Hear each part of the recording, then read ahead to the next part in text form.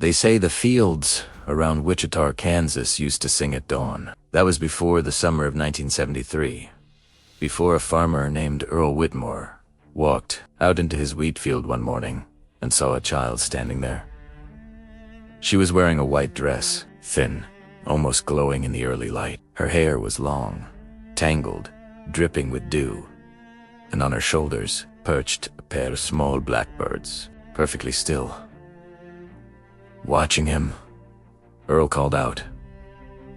No answer. He took another step, and the birds lifted off together, circling the air once, before vanishing into the horizon. When Earl looked again, the girl was gone. At first, he thought maybe it was a dream. He'd been waking before sunrise every day for 30 years.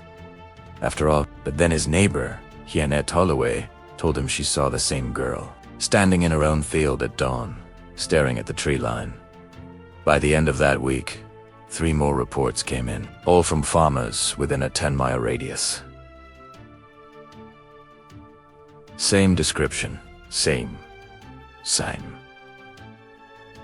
Silence. The local sheriff's office opened a short investigation. Nothing formal, more curiosity than concern. They combed the wheat fields, expecting to find footprints, fabric, maybe an old doll. Instead, they found something else. A small patch of ground where the wheat refused to grow. Just a perfect circle of bare dirt, cold to the touch. The sheriff, Al Monroe, wrote in his report, no sign of the girl, but the ground felt like stone, though it was soft soil everywhere else. A week later, a headline hit the local paper. Missing child case reopened after 7 years. The girl's name was Laura Fenn, missing since 1966. She would have been about 12. In 1973, the coincidence wasn't lost on anyone. People started whispering that maybe, just maybe, the figure in white was her. Earl tried to forget, but every morning, the wheat would move in unnatural ways, bending against the wind, like something invisible was walking through it. He told his wife, Marjorie, but she begged him not to talk about it. Folks around here don't need another ghost story, she said. Bate golden tea, help himself. He started leaving a small cup of milk on the fence post each morning, right where he first saw her, a strange old farmer's habit from his childhood. Something his grandmother told him kept spirits at peace. The milk was always gone by noon. In Lata Gusta team from the local college came to document the reports. They set up sound recorders across the fields, hoping to capture early morning bird calls for study. What they caught instead was unsettling. Between 4:47 and 4:53 a.m., one of the recorders picked up a faint humming. Female voice. Soft. Wordless. It seemed to echo through the air, but no one could locate its source. When the audio was played back, the spectrogram showed a name hidden in the waveform. 5 letters forming a rough outline. Laura, of course, in 1973, people didn't have Photoshop or fancy audio editing, but the technicians swore it was real.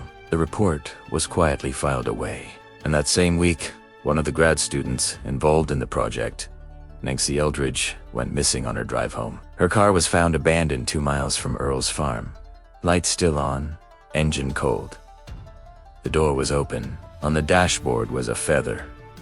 Black, small, perfectly still. By September, the sightings stopped. The fields went quiet, and the people of Wichita went back to pretending nothing ever happened. But the sheriff's logs from that year, the ones kept in the county archives, tell a different story. In the margins of one file, scribbled in blue ink, someone wrote, "She doesn't walk.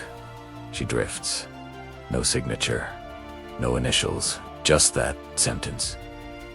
Decades later, in 1998, the Whitmore family sold their land. The new owners plowed up the fields to build a subdivision, but one section, the very center of the property, refused to grow anything. The soil turned black and brittle. The air above it stayed cold. Even in July, a local historian named Dr. Clara Hensley visited the site and noted that birds, docents of Tim, still gathered there every dawn. They perched on fence posts, silent, facing east. And when the sun rose high enough to burn through the haze, they'd all lift at once and disappear. She filmed it once, on VHS.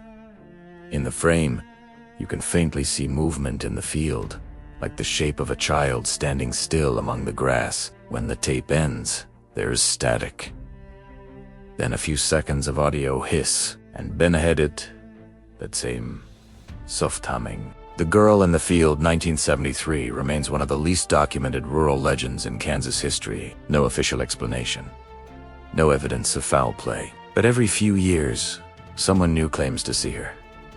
Always at dawn, always in white, always silent, and so matins, when the wind moves just right. The birds still gather in the same spot, as if waiting for her to return.